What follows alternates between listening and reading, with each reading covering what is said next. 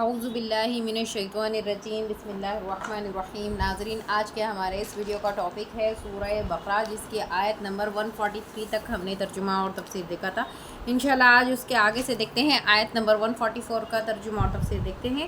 چلیے شروع کرتے ہیں۔ بسم اللہ الرحمن الرحیم۔ تھوڑا سا ریکیپ لیتے ہیں۔ پچھلے آیتوں میں ہمارا ایک ٹاپک چل رہا تھا جس میں قرآن مجید میں قبلہ تبدیلی کا حکم دیا گیا تھا حضور صلی اللہ علیہ وسلم کو۔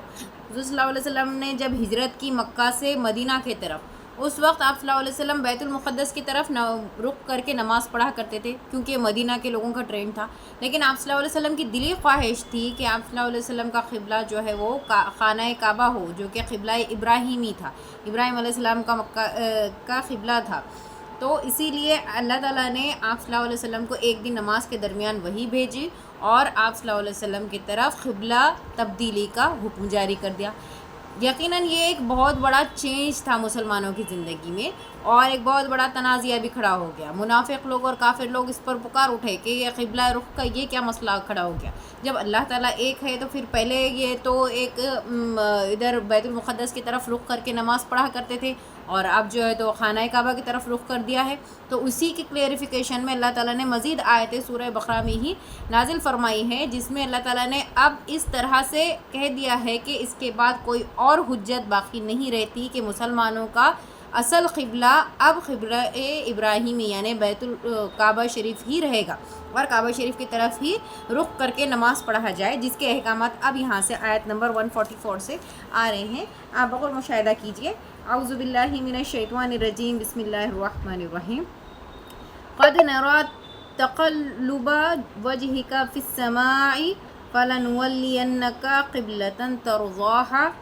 فولي وجهك شطر المسجد الحرام وحيث ما كنتم فولوا وجوهكم شطره وإن الذين أوتوا الكتاب لا يعلمون أنه الحق من ربهم وما الله بغافل عما يعملون۔ ہم آپ کے چہرے کو بار بار آسمان کی طرف اٹھتے ہوئے دیکھ رہے ہیں۔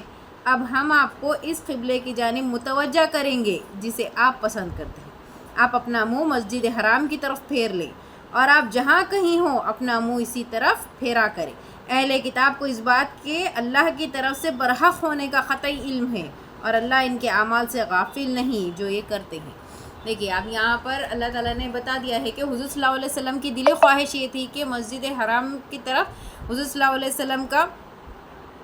رخ ہو، اور وہ اسی قبلے کی طرف رخ کر کے نماز پڑھے۔ ظاہر سی بات ہے، جائے وطن حضور صلی اللہ علیہ وسلم کا مکہ تھا، اور وہاں پر مسجد حرام کی طرف آپ ہمیشہ رخ کر کے نماز پڑھا کرتے تھے۔ لیکن چونکہ کافروں کے ستانے کی وجہ سے آپ کو اپنا وطن چھوڑنا پڑا، اور بعد میں مدینہ کی طرف آنا پڑا، جو کہ مسلمانوں کا قبلہ اول تھا، یعنی کہ بیت المقدس۔ اس کی طرف وہاں کے لوگ جیسا فالو کرتے تھے، آپ صلی اللہ علیہ وسلم کو بھی فالو کرنا پڑ رہا تھا۔ لیکن حضور صلی اللہ علیہ وسلم کی دلی خواہش یہی تھی کہ اصل جو ہے وہ مسجد حرام ہی اللہ تعالیٰ کا جو گھر ہے، وہاں پر ہی سب لوگ مسلمان رخ کر کے نماز پڑھیں۔ اسی بات کا کلیئریفیکیشن اللہ تعالیٰ نے اس آیت میں فرمائی ہے کہ اور اسی لیے حضور صلی اللہ علیہ وسلم اللہ تعالیٰ سے بار بار دعائیں بھی کیا کرتے تھے، اور آپ صلی اللہ علیہ وسلم کا چہرہ مبارک بار بار آسمان کی طرف اٹھ جاتا تھا۔ وہ اللہ تعالیٰ کی طرف ایک اپنی درخواست پیش کیا کرتے تھے، جس کو اللہ تعالیٰ دیکھ رہے تھے، اور اللہ تعالیٰ فرما رہے ہیں کہ ہم آپ کو اس قبلے کی جانب متوجہ کریں گے جسے آپ پسند کرتے ہیں۔ آپ اپنا منہ مسجد حرام کی طرف پھیر لیں، اور آپ جہاں کہیں ہوں اپنا منہ اسی طرف پھیرا کریں۔ یہی حکم دنیا کے تمام مسلمانوں کے لیے تا قیامت اب مقرر کر دیا گیا ہے کہ جہاں کہیں بھی ہو اپنا رخ اپنا منہ مسجد حرام کی طرف کر کے نماز پڑھا کریں۔ اہل کتاب کو اس بات کی اللہ کے طرف سے برحق ہونے کا قطعی علم ہے، اور اللہ تعالیٰ کا بھی یہ بات، کیونکہ ہو سکتا ہے ان کی کتابوں میں اللہ تعالیٰ نے یہ بات پہلے سے ہی انٹروڈیوس کروا دی ہوگی۔ ہاں، یہ اور بات ہے کہ وہ لوگ چھپاتے ہیں اس بارے میں، اور ان کے اعمال سے اللہ غافل تو نہیں ہے جو یہ کرتے ہیں۔ بسم اللہ الرحمن الرحیم۔ وَلَئِنْ أَتَيْتَ الَّذِي أُوتُوا الْكِتَابَ بِكُلِّ آيَاتٍ مَا تَبِعُوا قِبْلَتَكَ وَمَا أَنْتَ بِتَابِعٍ قِبْلَتَهُمْ وَمَا بَعْضُهُمْ بِتَابِعٍ قِبْلَةَ بَعْضٍ وَلَئِنِ اتَّبَعْتَ أَهْوَاءَهُمْ مِنْ بَعْدِ مَا جَاءَكَ مِنَ الْعِلْمِ إِنَّكَ إِذًا لَمِنَ الظَّالِمِينَ۔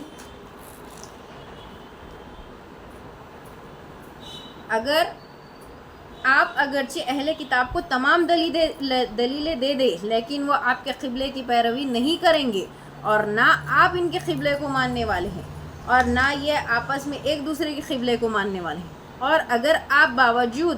یہ کہ آپ کے پاس علم آ چکا پھر بھی ان کی خواہشوں کے پیچھے لگ جائیں گے تو بالیقین آپ بھی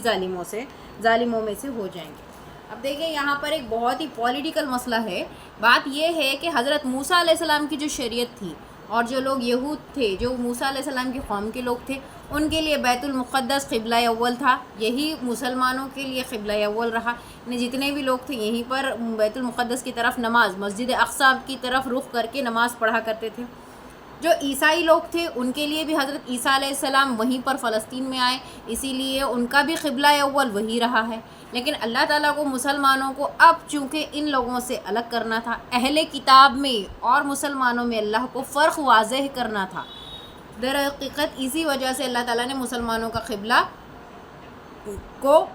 کعبہ شریف کی طرف بنا دیا، نہ کہ بیت المقدس کی طرف بنا۔ یقیناً یہ بات درست ہے کہ مسلمانوں کا قبلہ اول بیت المقدس ہی تھا، لیکن چونکہ اللہ تعالیٰ کو اب یہاں سے الگ الگ کرنا تھا، کیونکہ حضور صلی اللہ علیہ وسلم پر آ کر شریعت مکمل ہو چکی ہے۔ اب حضور صلی اللہ علیہ وسلم کے بعد کوئی اور نبی نہیں آئیں گے، یہ اللہ تعالیٰ کے آخری رسول تھے، اسی لیے جو کچھ تبدیلی مسلمانوں کے لیے اللہ تعالیٰ کو کرنا تھا، جو کچھ تبدیلی دین میں کرنی تھی، وہ انہی کے ہاتھوں یعنی حضور صلی اللہ علیہ وسلم کے زندگی میں ہی کروا دیا، اور اسی چیز کو قیامت تک کے لیے ابھی مقرر کر دیا گیا ہے۔ یہی وجہ تھی کہ اب یہاں پر اہل کتاب جو لوگ تھے، یعنی کہ جو لوگ یہودی ہے، جو موسیٰ علیہ السلام کی قوم سے ہے، جو لوگ عیسیٰ علیہ السلام کی قوم سے ہے، ان سارے لوگوں سے ہٹ کر مسلمانوں کی ایک اپنی پہچان ہو، جو کہ امت محمدی کہلائے گی، جو محمد صلی اللہ علیہ وسلم کے پیروکار ہوں گے، جو محمد صلی اللہ علیہ وسلم کے کہنے پر بالکل اپنا رخ دوسرے ایک اس کے طرف کر سکتے ہیں، قبلے کے طرف کر سکتے ہیں، اپنی عبادتوں کا تعین بھی وہ حضور صلی اللہ علیہ وسلم کے بتائے ہوئے طریقے سے کر سکتے ہیں۔ ایسی جانثار قوم، جیسی جانثار امت محمدی صلی اللہ علیہ وسلم کو اللہ تعالیٰ کو ایک الگ سے پہچان دینی تھی، اسی لیے اللہ تعالیٰ نے ان کا قبلہ چینج کروا دیا اور ان کو بیت المقدس سے ہٹا کر خانہ کعبہ کو ان کا قبلہ قرار دیا کہ اب قیامت تک جتنے بھی مسلمان رہیں گے اسی کے طرف اپنا رخ کر کے نماز پڑھتے رہے۔ اب بھلے یہ بات کافروں کو اور اہل کتاب کو بری ہی کیوں نہ لگے، اسی لیے یہاں پر اللہ تعالیٰ نے فرما دیا ہے کہ اگرچہ اہل کتاب کو آپ کو تمام دلیلیں دے دے لیکن وہ آپ کے قبلے کی پیروی نہیں کریں گے۔ اب جب اللہ تعالیٰ نے حضور صلی اللہ علیہ وسلم کے پاس وحی نازل کر دی اور قبلہ بھی تبدیل کروا دیا ہے، اور اب یہ لوگ مانیں گے نہیں، ان کے لیے ان کا قبلہ تھا، اگر وہ اللہ کے نبی کو، اللہ کے رسول مانیں گے، آخری نبی ہے یہ مانیں گے، تو پھر ان کو یہ پیروی کرنا پڑے گا، یعنی کہ خانہ کعبہ کی طرف پلٹنا پڑے گا۔ لیکن جو لوگ ایسا نہیں کریں گے تو وہ لوگ کافروں میں شمار ہو جائیں گے۔ اللہ کو کتنا باریکی سے لوگوں میں پرکھ کرنی تھی کہ مسلمان اور کافر، مسلمان اور منافق، مسلمان اور اہل کتاب، ان سب کے درمیان ایک فرق قرار دے دیا ہے۔ یقیناً اللہ تعالیٰ بہت اچھی پلاننگ کرنے والے ہیں اور بہت ہی باریک بین ہے کہ انسان کے دل کے جو ان کے ارادے گزرتے ہیں، جو خیالات گزرتے ہیں، اس سے تک اللہ تعالیٰ واقف ہے، اور وہاں سے اللہ تعالیٰ نے ان کو الگ الگ کر دیا ہے۔ ان کے دلوں کی جو بدماشیاں تھیں کہ یہ لوگ حضور صلی اللہ علیہ وسلم کو اللہ کے نبی ہی نہیں مانتے تھے، تو وہ اس بات پہ کیسے قائل ہوں گے کہ اللہ تعالیٰ نے قبلہ تبدیلی کا حکم دے دیا ہے۔ اسی لیے اللہ تعالیٰ نے یہاں پر مسلمانوں کا رخ خانہ کعبہ کی طرف کروا دیا اور اسی کو قبلہ قرار دیا مسلمانوں کا، اور کہہ رہے ہیں کہ اگر آپ کے پاس تمام وحی آنے کے بعد پھر بھی اگر آپ ان اہل کتاب کی بات مانیں گے تو آپ ظالموں میں سے ہو جائیں گے۔ الذین آتیناہم الکتاب یعرفونہ کما یعرفون ابناءہم وان فریقا منہم لیکتمون الحق وہم یعلمون۔ جنہیں ہم نے کتاب دی ہے وہ تو اسے ایسے پہچانتے ہیں جیسے کوئی اپنے بچوں کو پہچانے، ان کی ایک جماعت حق کو پہچان کر چھپاتی ہے۔ یہ یہود کی ایک اللہ تعالیٰ نے فطرت بتایا ہے، ان کی قوم کی فطرت بتایا ہے کہ اللہ تعالیٰ نے دراصل جس کو اہل کتاب لوگوں کو،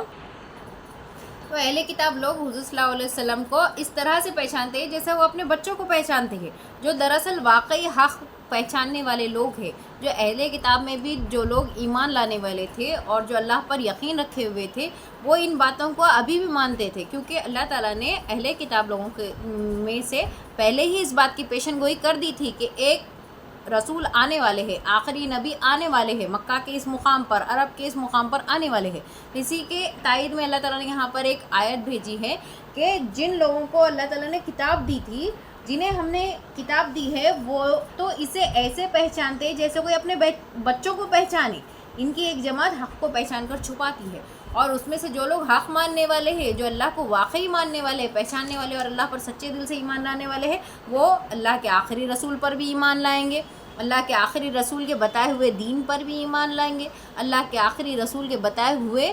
جو قبلہ تبدیلی کا جو حکم ہے اسی کو بھی مانیں گے، اور اس طرف رخ کر کے نماز بھی پڑھیں گے، یعنی کہ حضور صلی اللہ علیہ وسلم کی اتباع کریں گے، اتباع ان کو فالو کریں گے، تبھی وہ مسلمان ہو سکیں گے. اور جو لوگ اس بات کو نہیں مانیں گے، ان کے دل میں جو کینہ ہے، ان کے دل میں جو حسد ہے، جس کی وجہ سے یہ لوگ آدھا ادھورا علم رکھتے ہیں یا پھر علم رکھ کر اسے چھپاتے ہیں، حالانکہ اللہ نے حضور صلی اللہ علیہ وسلم کے آنے کی پیشن گوئی پہلے ہی اہل کتاب میں کر دی تھی، اہل کتاب کے لیے کر چکے تھے اللہ تعالیٰ نے. پرانی کتابوں میں حضرت موسیٰ علیہ السلام کی شریعت میں یہ بات واضح کر دی تھی، حضرت عیسیٰ علیہ السلام کی شریعت میں یہ بات واضح کر دی تھی، اور جتنے بھی کتابیں ہیں سب میں بتایا گیا تھا کہ حضور صلی اللہ علیہ وسلم آنے والے ہیں، ایک آخری نبی آنے والے ہیں جن کے آنے کے بعد دین مکمل ہو جائے گا، شریعت مکمل ہو جائے گی. اس کے باوجود بھی ان لوگوں نے ان کے حسد کی بنیاد پر اس معلومات کو چھپا کر رکھا، لوگوں کے سامنے نہیں بتاتے تھے کہ ہماری کتاب میں اس بات کی تصدیق کی گئی ہے. اور یہ وجہ صرف اتنی ہی تھی کہ اللہ تعالیٰ نے